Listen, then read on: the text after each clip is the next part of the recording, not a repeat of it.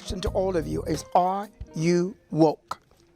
This is an exciting time to be alive because people more and more are finding their power, their true absolute power. People are finally discovering spiritually that vibrating thoughts, love, energy, and light can create all things without human touch. Yes, without human touch. There is absolutely, positively, unequivocally import from Abba Father, Yahweh, our source. What's next?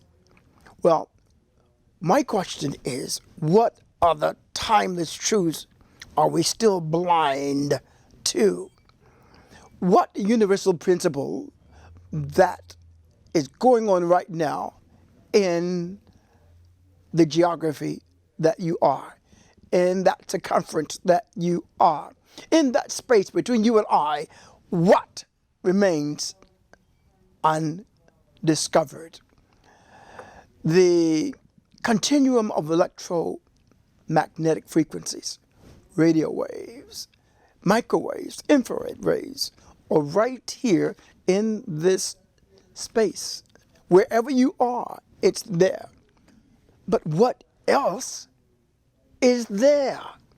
Each and every one of you here is a consortium, yes, of conscious, subconscious, superconscious, Holy Spirit conscious, supernatural being, love energy, and vibrating thoughts and light, which all again make things possible. All things, love, energy, vibrating thoughts, and light become things, Since time immemorial, philosophers have debated the exact nature of energy and what it means to be sentient or sapient beings. Matter and energy are emanations of some deeper intrinsic order. All these seemingly separate selves, seemingly separate identities, going about their own lives, living what appears to be a separate existence. And yet, we are all fundamentally sharing the same unified consciousness that the universe is made of. So, there is scientific grounding to support the law of one philosophical stance, which is that in fact there is one infinite creator, and the universe itself is a living organism, a conscious being. Space, time, energy, matter, biology are created by this all-powerful, all-knowing universal consciousness, creator, omnipotent, omniscient, and omnipresent tetragrammaton, the creator. Subatomic particles have been misdefined. They are actually vibrating packages of energy, trading information and energy with other subatomic particles. In this background energy field, all across, in and out of the cosmos. So, a subatomic particle is essentially a shape shifter. Say that after me. It's a shape shifter. Yes. It is a self-organizing and self-correcting universe that constantly reveals cells' health and wellness, and even their breakthroughs when they're challenged, moment by moment. And we are too asleep at the wheel to receive it. The embryo knows how to turn into a baby. Yes or yes. The baby acorn knows how to turn into an oak tree. Yes or yes. Within nature, within Yahweh, is the natural intelligence at work. Marcus Aurelius, in his writings, the Meditations, contemplated that, and I'm going to quote him, For there is one universe made up of all things, and one Yahweh who prevails all things, and one substance, and one law, and one reason. Even Albert Einstein offered support to this idea of a unified consciousness with all living things. And in his 1949 work entitled The World as I See It, end quote,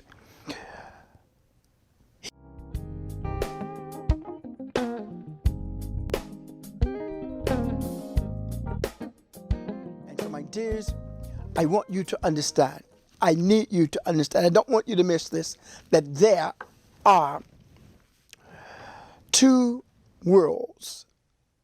There are two worlds. There is the world within and the world without. There are only two worlds, any way that you slice it.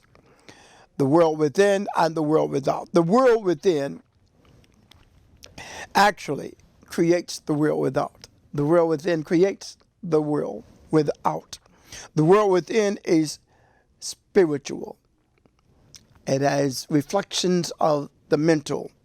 The world without is material and clearly physical. Complete understanding of the two worlds equals perfect knowledge, wisdom, and understanding. The key to understanding the world within and to use it for the rule of nature gives you the power, the dunamis, to control the world without.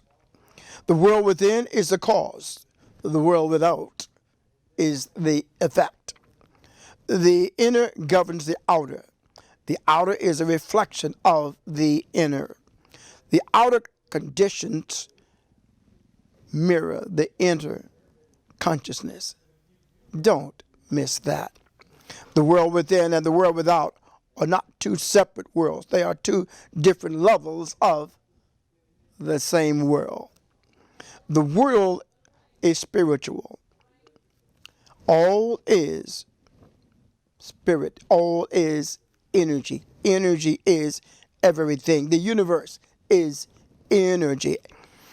So, as above, so below. As within, so without. This is, let's just say, secret knowledge. The two most important kinds of knowledge are secret knowledge and governing knowledge. Secret knowledge and governing knowledge. One gives you awareness, the other gives you power. Secret knowledge is knowing how things work and understanding what's going on. The reason why it is secret is because it is not normally known. It is so powerful that only those with insight, those who actually realize and open their third eye there with the pineal gland, have the insight. The two eyes that you know about give you eyesight, but they don't give you insight. Perception comes from the third eye. Only conscious people can see reality for what it really is. Conscious people, meaning you have opened your inner eye, your third eye. When you have this knowledge, you can use it first to govern yourself, then use it to govern everything else in and around you. This is called using secret knowledge as governing knowledge. Now, having said that, I want to share another thought with you. For those of you who are taking notes, I appreciate that. Visibility is controlled by invisibility. Visibility is controlled by invisibility. Whatever you obtain in your spirit and then it parlays over to your brain will be maintained in your frame, your physical body. All right? You got that? Whatever you obtain in your spirit and it's parlayed over to your brain, it is something that you can maintain forever, even let it manifest in your frame which is your body. It is quite conceivable that in just a few generations from now, historians might very well call this not the age of information anymore, but the age of ignorance. Yeah, I said it. I meant that. Man's greatest joke seems to be played on themselves because though in the midst of the greatest abundance of any generation that we know about, the majority are still suffering. It is said that you will only be remembered for one of two things: the problems that you solve and or the ones that you create. You will remember names like Dr. Martin Luther King Jr. or Nelson Mandela. You will remember names like Sojourner Truth. The list is long of people who have created great things, and you recognize them depending on what historical event you celebrate. Black History, Cinco de Mayo, the list is long, but we have specific people that we celebrate for their contributions, usually annually. I think we need to do that daily. But hey, I'm Dr. Delagraentiss. What do I know? I think that they need to be celebrated. We need to know whose shoulders we are standing on. All of these people and the litany of others, they all made a difference that has changed the world forever.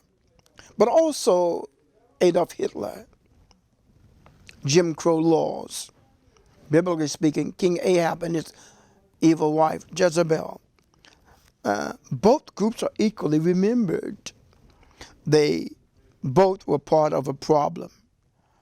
Only one group solved the problems. The other group created them.